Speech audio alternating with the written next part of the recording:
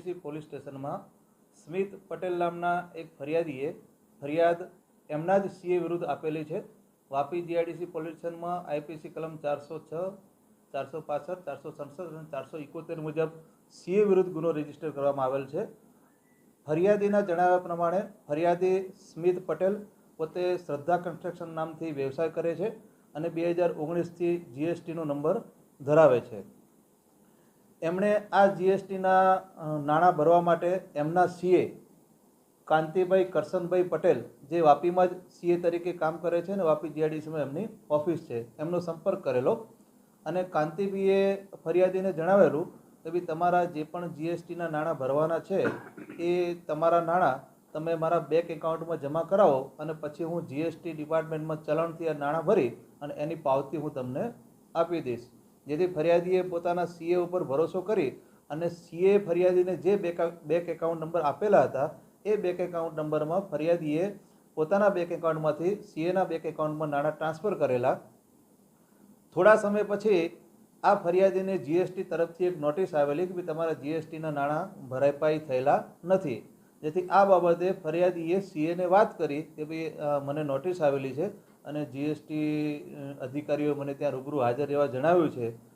તો સીએ એમને જણાવેલું કે ભાઈ તમારે હાજર રહેવાની જરૂર નથી, તમે નોટિસ મને આપી દો, હું જીએસટીની ઓફિસમાં જઈ અને એનો નિકાલ કરી આવીશ। જેથી ફરીથી ફરિયાદીએ એમના ઉપર વિશ્વાસ રાખેલો અને પોતે જીએસટીની ઓફિસમાં નહીં ગયેલા અને એમના જે ચાર્ટર્ડ એકાઉન્ટ છે એમને નોટિસ આપી દીધેલી।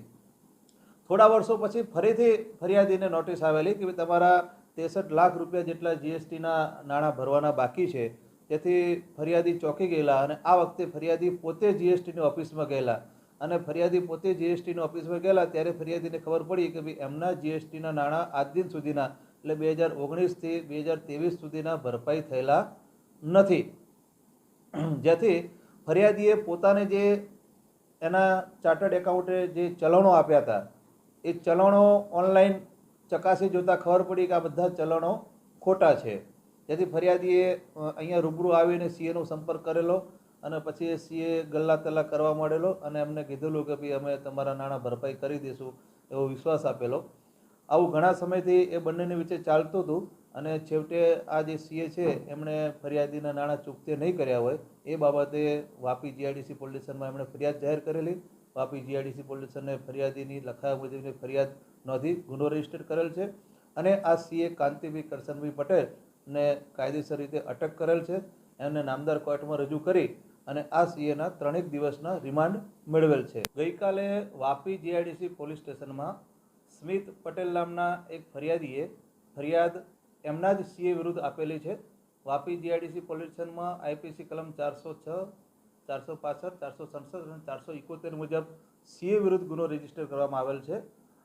ફરિયાદીના જણાવ્યા પ્રમાણે ફરિયાદી સ્મિત પટેલ પોતે શ્રદ્ધા કન્સ્ટ્રક્શન નામથી વ્યવસાય કરે છે અને 2019થી જીએસટીનો નંબર ધરાવે છે। એમણે આ જીએસટીના નાણાં ભરવા માટે એમના સીએ કાંતિભાઈ કરશનભાઈ પટેલ, જે વાપીમાં જ સીએ તરીકે કામ કરે છે અને વાપી જીઆઈડીસીમાં એમની ઓફિસ છે, એમનો સંપર્ક કરેલો અને કાંતિભાઈએ ફરિયાદીને જણાવેલું કે ભાઈ તમારા જે પણ જીએસટીના નાણાં ભરવાના છે એ તમારા નાણાં તમે મારા બેંક એકાઉન્ટમાં જમા કરાવો અને પછી હું જીએસટી ડિપાર્ટમેન્ટમાં ચલણથી આ નાણાં ભરી અને એની પાવતી હું તમને આપી દઈશ। જેથી ફરિયાદીએ પોતાના સીએ ઉપર ભરોસો કરી અને સીએ ફરિયાદીને જે બેંક એકાઉન્ટ નંબર આપેલા હતા એ બેંક એકાઉન્ટ નંબરમાં ફરિયાદીએ પોતાના બેંક એકાઉન્ટમાંથી સીએના બેંક એકાઉન્ટમાં નાણાં ટ્રાન્સફર કરેલા।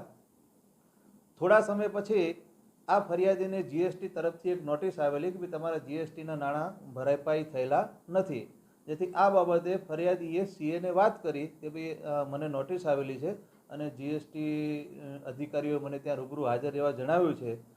તો સીએ એમને જણાવેલું કે ભાઈ તમારે હાજર રહેવાની જરૂર નથી, તમે નોટિસ મને આપી દો, હું જીએસટીની ઓફિસમાં જઈ અને એનો નિકાલ કરી આવીશ। જેથી ફરીથી ફરિયાદીએ એમના ઉપર વિશ્વાસ રાખેલો અને પોતે જીએસટીની ઓફિસમાં નહીં ગયેલા અને એમના જે ચાર્ટર્ડ એકાઉન્ટ છે એમને નોટિસ આપી દીધેલી। થોડા વર્ષો પછી ફરીથી ફરિયાદીને નોટિસ આવેલી કે તમારા 63 લાખ રૂપિયા જેટલા જીએસટીના નાણાં ભરવાના બાકી છે।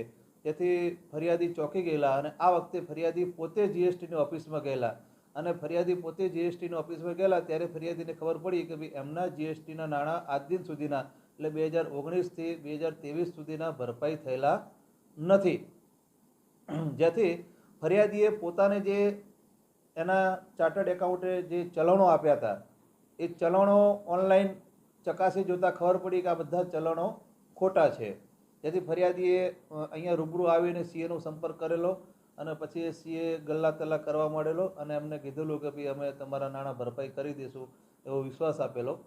આવું ઘણા સમયથી એ બંનેની વચ્ચે ચાલતું હતું અને છેવટે આ જે સીએ છે એમણે ફરિયાદીના નાણાં ચૂકતે નહીં કર્યા હોય એ બાબતે વાપી જીઆઈડીસી પોલીસ સ્ટેશનમાં એમણે ફરિયાદ જાહેર કરેલી.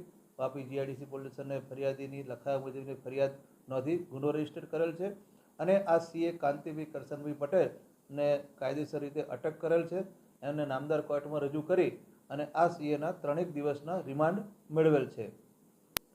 આ જે ફરિયાદીના પૈસા હતા એ ફરિયાદીએ ઓનલાઈન સીએના એકાઉન્ટમાં ટ્રાન્સફર કરાવેલા હતા.